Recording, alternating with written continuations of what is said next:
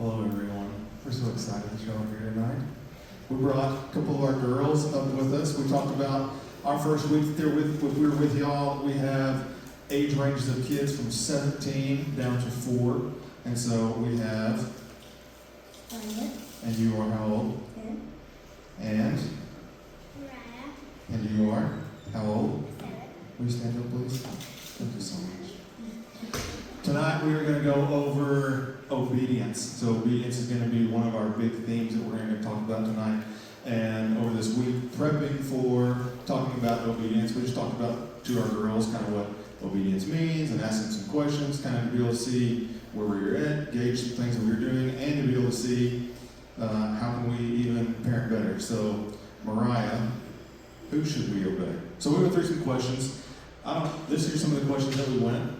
We're with a 7 and 10-year-old, so I don't know where it's even going to go tonight. This will be super fun. We have practice, but it got crazy one of the times we practice, so we'll see where it goes, all right? So, who should we obey? Jesus and our parents. Jesus and parents, okay. Scarlett, why should we obey? Because God doesn't like it and y'all don't like it either. Okay.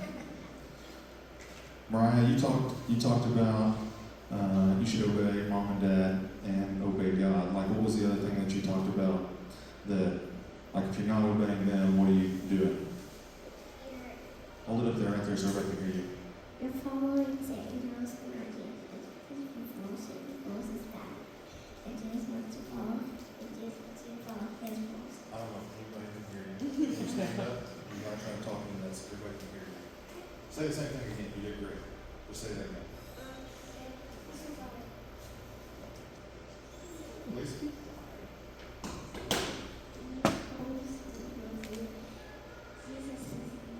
Jesus wants you to follow his rules and not Satan's. I don't know if you could hear it still. She was saying that if she's not following what God wants to do, she's following what Satan wants to do. And so she knows that she needs to follow what God and her parents want to do. Scarlett, we talked about like when you should obey and how you should obey. What are those things that we've talked about a lot? Those 5 things. When should you obey?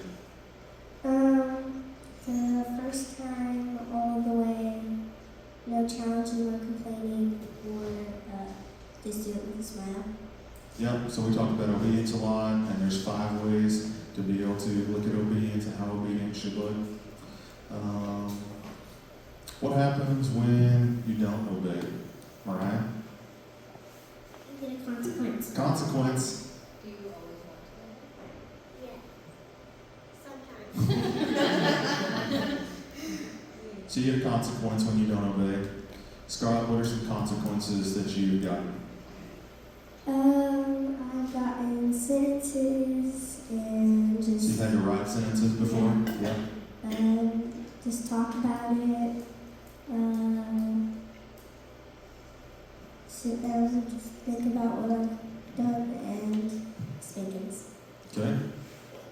You still get spankings? No. What's the consequences look like now? Just a conversation or sentences sometime. Okay. Mariah, what are some consequences or what happens whenever you got in trouble for disobeying? You can lose freedoms. Lose freedoms. Yeah, that's something that happens sometimes. So, y'all all know how to obey and when you should obey. And you know the reasons to obey. Do you obey all the time? No. No? Why not, Scarlett? Why don't you want to obey? Because it could be boring or realizing like I don't want to do this or like I don't know what the instructions are and I don't want to do it. Yeah. Randy, anything else to add to that? No. No? Very good. Y'all can put your mics down. Thank you so much.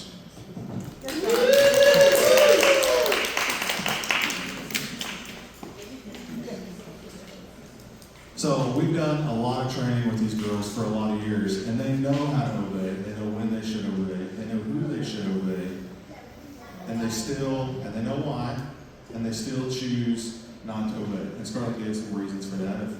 Hey, I don't want to put up the dishes because that's boring to put up the dishes. Or she gave an example of Obeying is weird. Like, you give me instructions and I don't even know what you want me to do. So we know that we have to give better instructions to be able to help teach her and guide her into obedience. And on the very first night that we were all together, we talked about, hey, there's some division in this relationship sometimes, and one of those high things that we think is the cause of division or separation in this relationship is just selfishness. And Scarlett said sometimes, I just don't want to. Like, she only wants to do what she wants to do. And I would say that's probably the case for us. I would say that's probably the case for a lot of you. Like, hey, there's sometimes I just want to do what I want to do and not what anybody else wants to do. Somebody asks me to do something, I don't want to do it. And so tonight we're going to continue to be able to talk about, hey, what does obedience look like? We'll get into some of those things that Scarlett talked about as well. But our goal should really be heart training for building that relationship with our kids. Like, obedience should look like heart training. And so obedience is necessary. We want to teach our kids obedience. Like, that's important. But it shouldn't be the goal. Obedience is necessary, but it shouldn't be the goal. Our relationship with our kids should be the goal. That's right. And as parents, we're kind of relearning this. We spent a lot of years parenting with obedience being the goal. Compliance was the goal. We were really good at getting that from our son specifically. And then we learned it the hard way that should not have been the goal from the beginning. So there are some pitfalls that you may already find yourself in as I talk about them. Like your typical response to trying to get obedience out of your kids. The first one, and this is the one I'm guilty of and I'm trying to be in recovery from, is threatening and repeating. I am a threatener and a repeater. So this will sound like, hey honey, can you please pick up your toys? And then when they don't, it's like, okay, well if you don't pick up your toys, you're not going to have any screen time, right? We start to threaten them, and then we start to bargain. Well, if you pick up your toys, then you can have extra screen time. Just pick up your toys, right? I've asked you 10 times to pick up your toys. Now we're repeating ourselves. How many times do I have to tell you to pick up your toys? Anybody feel this, like in their soul? Yeah. And then a lot of parents get to the countdown. If you don't pick up your toys, by the time I get to 3, right? And it's 1, 2, 2.5, 2 3/4. Just pick it up. Can you hear me count? Like we so badly want our kids to obey that. We try to give them every single possibility and chance to do what we are asking them to do. And we have to consider that delayed obedience is just disobedience. It was disobedience from the first time that you asked them and they chose not to listen. But if they are being delayed, it is because you are allowing them to be delayed. Like, you are training them to delayed obedience because you're not expecting a response the first time that you ask it. Another thing that we do is we bribe our kids. Hey, if we can make it through the grocery store without a fit, or you knocking everything off the shelves, we'll get a sucker when we leave. We'll get candy when we leave, right? And we start setting up a bribe for our kids. And all that's doing it for them is teaching them that if I just act right for a short amount of time, I'm going to get what I want. The goal is the prize at the end. The goal is not obeying mom or dad. And then the last thing we do a lot of times is we just negotiate with our kids. Our kids are going to automatically probably start negotiating with us. And rule almost number 1 in parenting is do not argue with your kids, but they suck us into arguments real fast. And that should never be our strategy to get obedience. So we want our kids to obey. So if we want to try to set them up for success, they have to really be able to know what obedience even looks like, and teach them not just like our view of obedience, but hey, what does obedience really look like with God? And so our girls talked about 5 different things. They talked about doing things the first time with a smile on their face, completely without challenge, and all obey. So another way to say that is we want to be immediate, complete, without challenge, and without complaint. Like, that's what obedience looks like completely. Full obedience looks like immediately, without challenge, without complaint, and completely. And so there's a pretty cool story in John that Jesus is sitting beside the water, and there's guys out here in this boat, and they've been fishing, and they haven't been catching fish all day long. And they've been fishing, and how kind of this is set up is all these boats are anchored off in this cove, okay, and they always put their nets on the inside of their boat so that the fish, as they come in, they catch all their fish, and they get to be able to have a good catch of fish. And they've been doing this and having catch of fish all day long. And that's how it's set up. And Jesus says, hey, throw your nets on the other side, which would be completely crazy. It's not like us thinking about, hey, we're going to throw our line on this side and fish, and then we're just going to throw our line on this side and fish.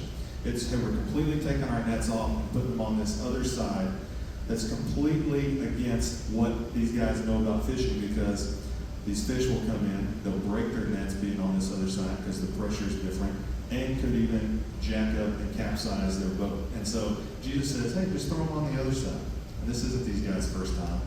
And they do exactly what Jesus says. They do it immediately. They don't challenge him. They don't complain. They do it completely. They throw them on the other side, and they come in with a pile of fish.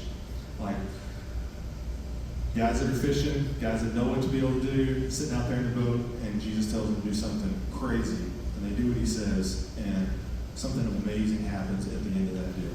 And so there's a story, and there's plenty of stories in the Bible about what obedience could look like.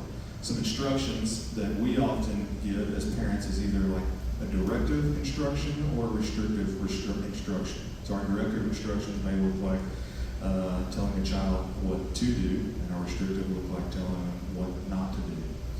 I would say that we should be leaning to the part of directive instructions versus restrictive instructions. Directives are going to give our kids a direction and a place to go. What are some examples of a directive and restrictive? So instead of saying, don't hit your sister, right? That's a restrictive instruction. It doesn't really tell them what to do if they're frustrated at their sister, right? So if they're frustrated at their sister, it could be, hey, we're going to have kind hands, we're going to use our words, we're going to say please, different things like that that tell them how to behave in a certain situation. Yeah. Another example may be, hey, don't run into the street. That would be restrictive. Hey, look both ways before you go into the street would be directive. So we're telling our kids what to do, not what not to do. That's right. Another tool for giving instructions is you don't want to give instructions in the form of a question unless you're ready and willing to accept the answer that you get. So a question that you may not really want the answer to, or that your kids are going to give the answer you don't want, would be, hey Scarlett, it's 8 p.m., you ready to go to bed? They're like, no, not ready at all to go to bed, right? And then we get upset when that's their answer, right? Or, for an older kid, they might be headed to a football game. It's like, hey bud, can you be home by 10:15? And they're like, I probably could, but I think midnight sounds better than 10:15, right? We're giving them the option to do something different than what we asked. But because we asked, and we do it just to be so nice to our kids. Like, we feel like if we're just nice and we give them they're going to be nice back. And that's not really how we're wired, right? They're naturally pretty selfish. And so if we give it in the form of a question, be ready to accept the answer that they give you. Instead of a question, it just needs to be, hey guys, it's 8 p.m., we're going to bed, right? Or I need you to be home at 10:15 because we have such and such in the morning. So we're giving them a directive, we're telling them what to do, but we're not giving them the option to go. They might still say no, but they have less of an option to say, I'm not doing that, I don't want to do that. A tool for giving them instructions that really just shows your kids a lot of respect. There's a lot of times that we need our kids to do something, but they are in the middle of doing something else. They're in the middle of playing, they're in the middle of a game, they're in the middle of talking to their friends, whatever that looks like. And so if we want our instruction to interrupt what they're doing, a really simple tool is to give them a 5-minute warning. So this looks like, hey guys, bedtime's in 5 minutes. I'm going to need you to get to a stopping place on your game. Or I need you to start putting up your toys. It works really well for husbands. Michael loves a project, and so he's always outside in the shop doing something. And I used to expect that when I texted him, dinner is ready, he would just walk in and we would eat dinner as a family. And he wouldn't do that at all. And it would make me really mad, but it's an unreasonable expectation. So now I either send the girls out with a 10-minute warning, or I text him and say, dinner's in 10 minutes. And he walks in 10 minutes when dinner is ready. And so it just shows them a lot of respect, it saves a lot of grief, but it also does the same for your kids. It just allows them to emotionally release from what they're doing so that they're more ready to obey. So for my kids, I don't just do a 5-minute warning. If they're doing something I know that they love doing, so we're at a party or they're watching a movie before bed, I do a 20-minute warning, a 15-minute warning, a 10-minute warning, a 5-minute warning. They are not surprised when I say, it's time to go to bed, or we're going home, right? because I've given them a lot of time to mentally prepare and emotionally prepare for that. A couple other tools that we have that just work really, really well. One is a pre-activity encouragement. So that's just verbally reminding kids what's expected before you get there. Hey guys, we're on the way to the grocery store. How do we act at the grocery store? I asked my girls this today. And they were like, we keep our voices down and we stay close to you and we don't grab stuff off the shelf. And I was like, yes. They know exactly what they're supposed to do. You may ask that question and your kids are like, I don't know what I'm supposed to do. And then you realize you have some training to do at that point. Another one would be a post-activity encouragement. So you've done something with your kids. You get the opportunity to encourage character and virtues that you saw in your kid or behavior that was positive, something that you've been training on. Verbally affirm that at the end of whatever it is that you did. Rewards are also an option as long as rewards don't become a bribe. So rewards are great because they can be offered to reinforce behavior. So you finish with the grocery store, hey guys, y'all did so good. And you listened to me every time I told you to get close to the basket, grab a sucker on the way out, right? Rewards should never be expected because then they become a bribe. But they are a way to stimulate obedience. Yeah, so you heard our girls a while ago. They know all the parts of obedience. They know what they should do, and our kids still don't obey when we ask them to obey. So what are we supposed to do? Like, what's our natural response when that happens? Probably frustration, get angry, my voice probably goes up a little bit and get louder. Like, those are some of my natural responses that typically happen. Like, that's what society probably thinks is the goal, or when we think something happens with our kids, it requires correction, that the punishment is in order, and spanking may be in order if that's what's going on in your home, or just being able to modify the behavior. Like, that's what we're looking for at that point. And that's probably not wisdom speaking, that's some of our selfishness speaking in our hearts. And so our frustration tends to lead to separation. Our frustration to our kids usually puts that division in between us, and maybe our responses are, hey, you just need to go to your room and think about what you did.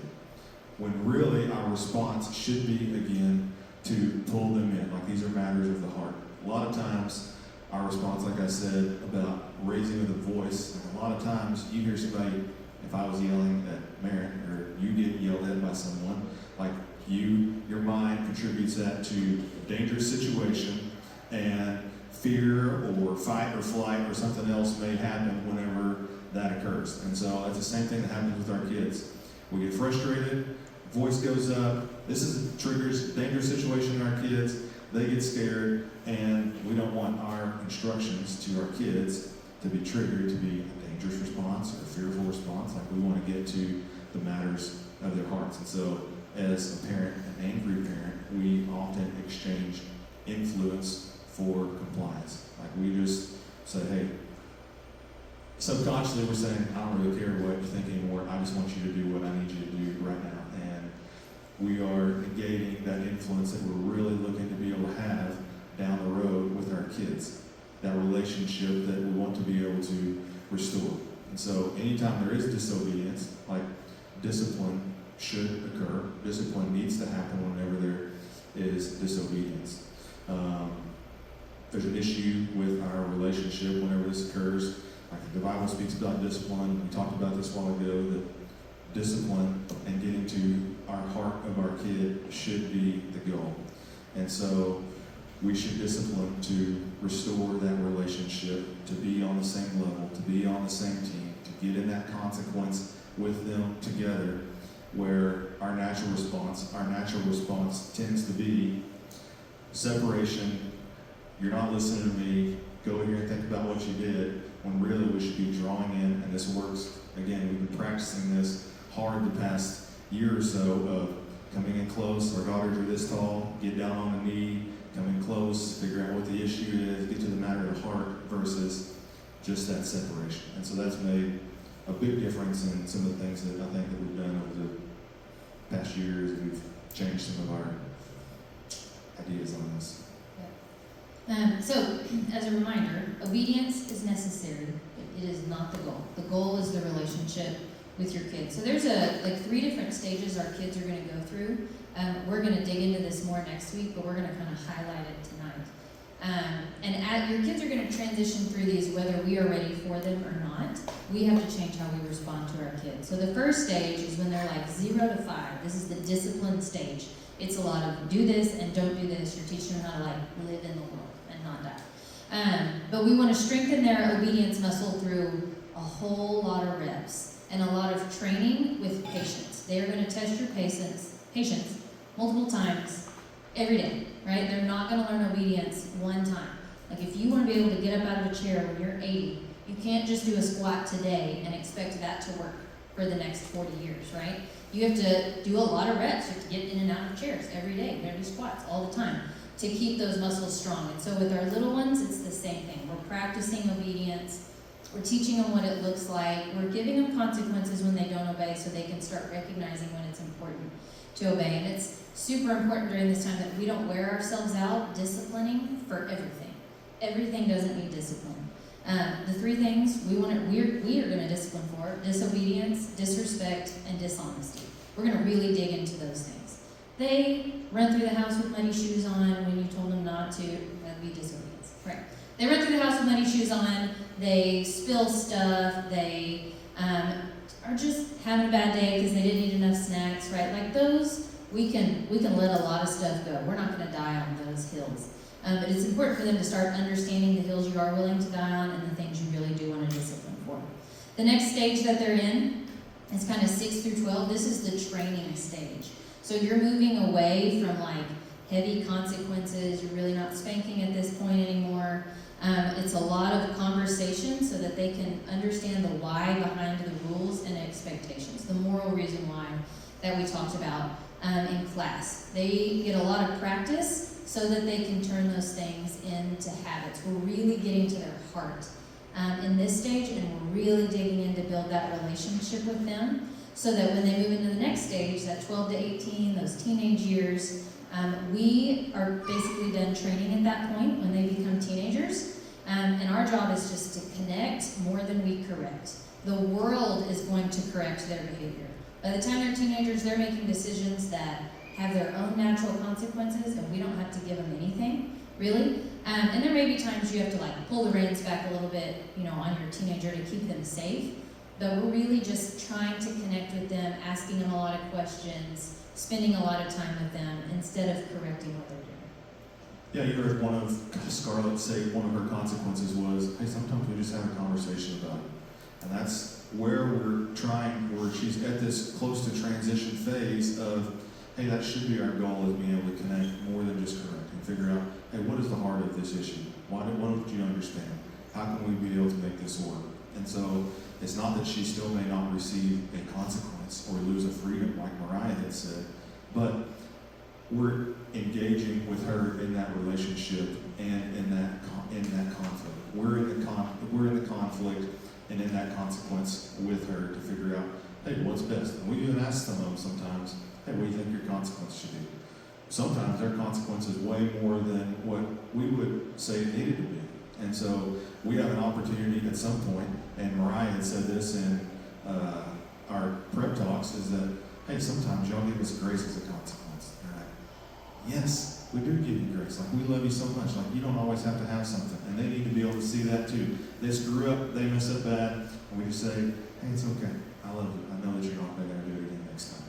Like, they need to be able to see that as a great example of a really good father that we have an example of too. And so they need to be able to see how the grace is given out to them whenever they jack up and screw something up too. Something that we didn't have in our notes, like Mary talked about, and you can start going down this disobedience path where we don't want to have discipline for everything, but in our minds sometimes we want to discipline for everything that they're not obeying. I know I've told them to do this once, and so this is disobedience, so now they're getting disciplined. Like, sometimes our kids are just kids and are really childish, and they're just silly and make mistakes and forget and don't think and go 100 miles an hour. And sometimes our kids are really foolish and know that they're making a mistake. Those times definitely need correction and a consequence and discipline, whereas childishness may not require as much talking or as much discipline as something as foolishness is. So try to clarify those, or think in your mind, hey, is my kid just being a kid, or are they really trying to push the boundaries? They're really crossing the line where they know the line is to be. So try to do that before you dole out any discipline. Like the three things that we really want y'all to take away from tonight is that obedience is necessary but not the goal. Like we screwed that up a bunch to where we just wanted compliance and really missed out on an opportunity for a relationship. The second thing is disobedience requires discipline. Whenever our kids disobey, it requires discipline. What that discipline is going to look like is going to be determined on their age and childishness and foolishness, which path we're going to take based on their age. And the last thing is that discipline should restore the relationship. Like after that discipline occurs, relationship should be restored, and you should be able to come back with one another, not go do this, here's your discipline, and we don't ever talk about this thing again. And that there's still separation right here. We want to be able to restore that relationship. So, good example this weekend about Jay, and then kind of what she wanted to do after she got done with her fit. So we were skiing this weekend, and we were out on these little ski hills that like were rolling, so she would like ski down them, and then I would push her all the way back to the top. And we would do it again and push her back to the top. We did it like 10 times. Well, about the 11th time, as I was pushing her back, I didn't push her up. I moved my hand in the wrong spot, and she didn't like that. Understandably. I don't know. And she got real mad really fast. It was also right after lunch. It was about nap time. She probably needed a snack. But she started losing it. And she's in skis, so she can't run away.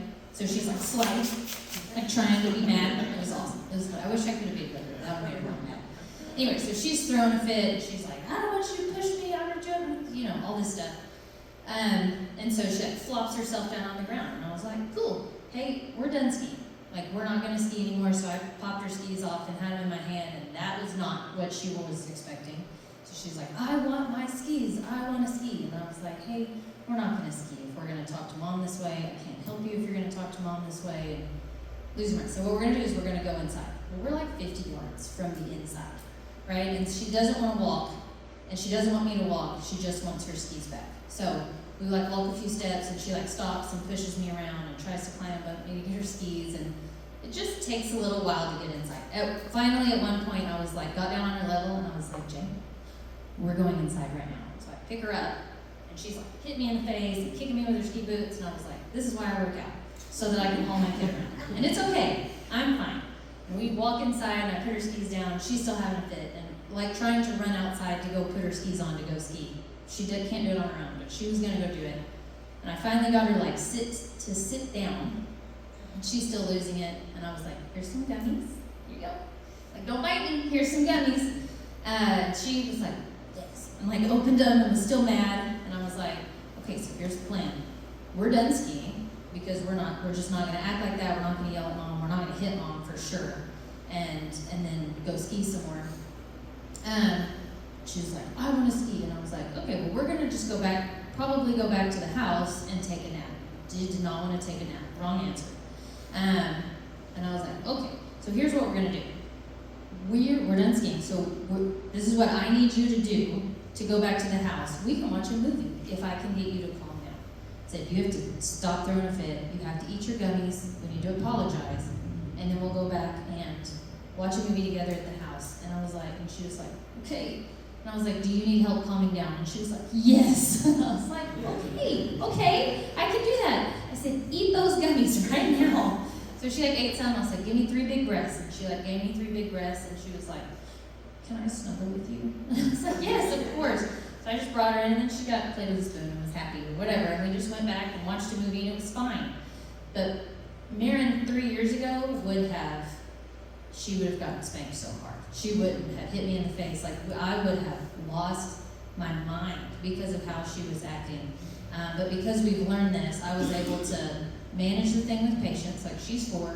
There's probably a lot of other things going on besides me not pushing her right. And I can sit in this mess with her until she gets to a place where I can teach her how to calm down. And it just worked really well. Yeah, sometimes our kids just need to be able to sit in the mess with us, or us sit in the mess with them.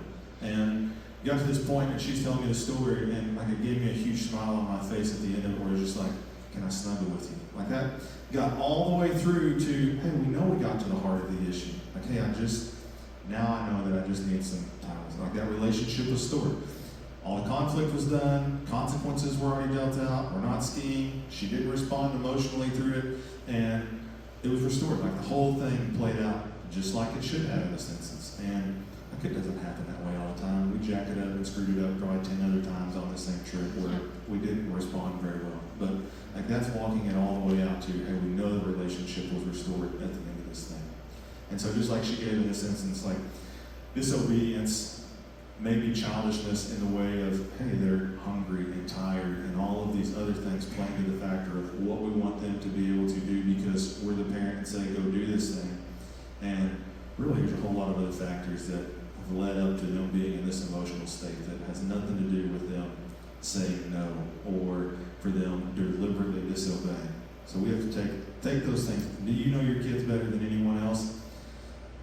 Having a Snickers bar in your pocket will probably fix a lot of the conflict that you have, just being able to give them a snack. It helps with Mary whenever I give her a Snickers bar. It helps that conflict a lot. Keeping that blood sugar regulated is important. Obedience is necessary but not the goal. Disobedience requires discipline, and discipline should restore the relationship. Let me pray over those small groups. God, thanks so much for this night. God, thank you so much for being a good Father who gives us discipline.